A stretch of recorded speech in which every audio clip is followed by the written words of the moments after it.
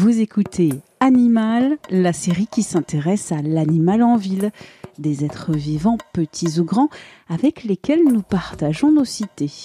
Pour ce nouvel épisode, on va à la mairie de Paris rencontrer un spécialiste de la biodiversité pour parler des chiroptères, les chauves-souris. Quelles sont les perceptions, quelles sont les vérités à propos de ces animaux ?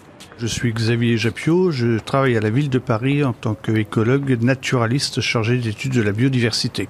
La chauve-souris, c'est un mammifère, comme nous, c'est un animal à mamelles, un animal ayant des poils, et cet animal-là est régulier dans toutes nos villes. Donc une chauve-souris, ce n'est pas forcément très très grand, la plus commune, la pipistrelle commune comme le nom l'indique, elle fait la taille d'une crevette rose, elle a une envergure de 24 cm maximum, et en fait ses doigts se sont allongés au cours de l'évolution pour permettre finalement l'accroche d'une aile entre les différents doigts et à la fois entre les deux pattes arrière et la queue, ce qu'on appelle uropatagium. C'est le seul animal non oiseau qui soit capable de battre des ailes. Alors, nos chauves-souris européennes sont toutes de couleurs sombres, qui peuvent varier d'un brun chaud à un brun sable, rarement noir. Si vous êtes dans certains pays tropicaux, comme dans le département de la Guyane, vous en verrez qui sont blanches, avec des museaux et oreilles orangés. Donc il y a une très grande diversité de tailles, de formes, de couleurs, mais également d'adaptation. Nos chauves-souris de France métropolitaine sont essentiellement sédentaires. Quelques espèces sont migratrices ou erratiques. Erratiques, c'est qu'elles se déplacent en fonction des saisons. La plus connue, et très rare, c'est la grande noctule. Donc c'est une très grande chauve-souris qui dépasse les 40 cm. Celle-ci est migratrice, donc on la contacte très rarement. Alors nous, espèces humaines, nous sommes une espèce diurne, même si on va en boîte de nuit, ça regarde chacun. Donc on n'est pas forcément habitué à se déplacer au crépuscule, à l'aube, voire même de nuit. Donc à part avoir cette occasion de regarder autour des réverbères où certaines espèces, et pas toutes, de chauves-souris viennent prélever, capturer des insectes, on les voit rarement. Néanmoins, on peut en voir des fois en pleine journée. Donc oui, les chauves-souris sont partout autour de nous, mais en effet, il faut avoir l'œil, non pas regarder ses pieds, c'est bien de regarder où on met ses pieds, mais lever la tête et de les voir se déplacer au-dessus de nous. Donc en ville, les chauves-souris, on peut les trouver dans différents habitats, que ce soit dans des bois ou des forêts, dans des parcs et des jardins, dans des cours d'immeubles, voire au-dessus de nos immeubles. La pipistrelle pygmée, égale pipistrelle soprane, c'est la plus petite de nos chauves-souris de France métropolitaine, ou également la pipistrelle commune, qui comme le nom est commune. Là, il suffit d'observer autour de nos réverbères, où elles vont régulièrement récupérer des insectes, jusqu'à ce qu'à un moment donné, il y ait beaucoup moins de diversité d'insectes, et il faudrait bien qu'à un autre moment, elle aille se déplacer pour trouver sa nourriture ailleurs.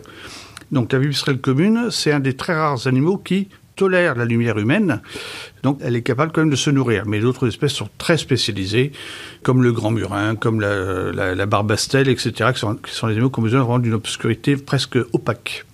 Concernant la durée de vie des chauves-souris, la moyenne c'est 13-14 ans, parfois au-delà. Certaines espèces, notamment tropicales comme les grandes roussettes, peuvent espérer attendre un peu l'ordre d'une trentaine d'années. À l'opposé des Asiatiques qui en font plutôt un symbole de bienfait, chez nous, c'est un animal qui a une mauvaise presse, qui est dédié notamment à des mythes anciens, notamment les mythes de vampirisme. Pour les vampires, on n'a que 3 espèces de vampires vrais qui ne sont pas en Europe, mais qui vivent en Amérique tropicale, dont certains chez nous en Guyane d'ailleurs. Mais en France métropolitaine, on n'a pas d'espèces vampires. Toutes nos espèces sont essentiellement insectivores. Ce sont des espèces dont on n'a absolument rien à craindre. Et en plus, c'est des animaux assez extraordinaires.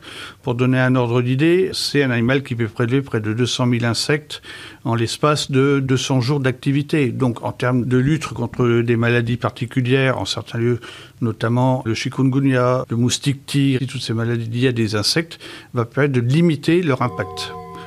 Donc finalement, ce sont les animaux qui rendent énormément de services. Toutes les croyances que l'on peut entendre régulièrement, ça s'accroche dans les cheveux, etc. Bon, pour l'avoir déjà fait devant des personnes, j'ai pris « Ah bon, la chauve-souris s'accroche dans les cheveux ». Alors là, j'en prends une, hop, je la mets dans les cheveux, regardez qu'est-ce qu'elle fait. Elle n'en a rien à faire de nous. Et quand on s'y intéresse, on évite tous ces mythes qui allaient jusqu'à même clouer des chauves-souris à l'extérieur de nos granges, quand vous avez des chouettes, pour rejeter le mal à l'extérieur. C'est un peu tout notre passé de nos religions, où notamment les gargouilles représentent le mal à l'extérieur et le bien est à l'intérieur. Donc tous ces pauvres animaux en ont malheureusement largement profité dans le mauvais sens du terme, alors que ce sont des animaux extrêmement importants pour nous, puisqu'ils apportent ce qu'on appelle des services écosystémiques, c'est-à-dire des services rendus à l'homme, gratuitement en plus. Donc ces animaux qui nous permettent également de lutter contre l'emploi de ce qu'on appelait autrefois les pesticides. Maintenant, on appelle ça des biocides, donc on se rend compte que ça peut tuer également l'homme. Donc c'est des animaux vraiment extrêmement indispensables à l'homme.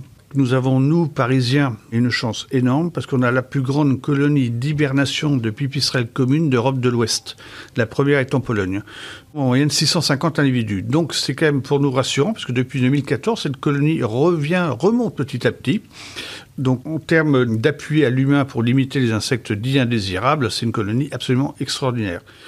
Alors pour favoriser les chauves-souris, ça ne fait pas de dégâts, ça ne va pas attaquer la laine de verre ou la laine de bois, comme on entend régulièrement, c'est totalement fou. Qu'est-ce qu'elles en ont à faire ? Elles ne fabriquent pas de nid, ce ne sont pas des oiseaux. Donc elles vont s'aménager dans un petit trou, dans une cavité du bâti, un lieu où elles vont pouvoir passer soit la belle saison, on dit qu'elles vont estiver, soit la mauvaise saison, hiberner. Hiberner, c'est passer l'hiver, hiberner s'engourdir durant l'hiver. Donc descendre son métabolisme, faire battre le cœur beaucoup moins vite, avoir moins de dépenses énergétiques. Donc ces animaux-là, pour les favoriser, ce qui marche très très bien et que l'on voit de plus en plus dans nos parcs et jardins, ce sont des nichoirs de type boîte aux lettres ouverts vers le bas, orientés bien sûr à l'opposé des intempéries, côté sud-sud-est. Et l'avantage de ces nichoirs, c'est que déjà il y a une couche d'asphalte ou de béton de bois qui les protège des intempéries. Si vous éclairez par-dessous, vous pouvez voir parfaitement la présence ou absence de ces animaux-là. Mais également, les crottes qu'elles vont laisser tomber portent le nom de guano, comme les crottes d'oiseaux marins, et ça fait un excellent engrais pour vos plantes. Animal, c'est une série du podcast L'été dans vos oreilles d'Anne-Laetitia Béraud pour 20 minutes. Écoutez gratuitement cette série sur votre appli de podcast et sur 20minutes.fr à la rubrique podcast. N'hésitez pas à vous abonner, à nous évaluer avec des petites étoiles sur votre plateforme de podcast préférée et à nous envoyer des commentaires à audio@20minutes.fr. On se retrouve très vite et d'ici là, bonne écoute des podcasts de 20 minutes.